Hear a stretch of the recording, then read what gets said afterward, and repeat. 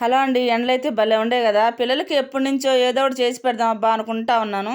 ఏం ఎండలకి అసలు నీరసం ఉంటుందండి అసలకి ఇంట్లో పని చేసుకునేలేకే. అప్పటికి పాప ఉండబట్టి సరిపోయింది గానీ, నా అసలకి ఈ ఎండలో నా పరిస్థితి అసలు చెప్పుకోలేను. అంత ఘోరంగా ఉంది. గబగబా పని చేసుకొని కూర్చుంటున్నాను గమ్ముగా అట్లనే కూలర్ కింద. ఇక నా ఎట్లైనా సరే పిల్లలకి చేసి పెట్టాలా, ఊరికే బయటకు పోయి కొనుక్కుంటున్నారు వాళ్ళు. ఇంట్లో ఉంటుండే సెలవులు ఇంకా పాపం స్కూల్ తెరిస్తే మళ్ళా స్కూల్‌కి పోను, రాను తినడానికి కూడా లేకుండా ఖాళీ ఉంటారు మళ్ళా. ఇక ఈరోజైతే ఓపిక చేసుకొని ఒక 3 కిలోల బియ్యం అయితే ఆరబోసినా అండి. కూపన్ బియ్యం. మీరేమంటారు మరి? కూపన్ బియ్యం అంటారా? స్టోర్ బియ్యం అంటారా? దొడ్డు బియ్యం అంటారా? రేషన్ బియ్యం అంటారా మరి? ఆ బియ్యం అయితే ఆరబోసినా అండి. ఇక ఒక 3 కిలో అయితే ఆరబోసిన మంచిగా పొద్దుననగా ఎండబోసినా కదా! మధ్యాహ్నానికి మంచిగా ఎండిపోయినాయి. సగం అయితే ఎండిపోయినాయి. అయి అట్లా తిప్పుతానే సగం అయితే తినేస్తున్నా నేను.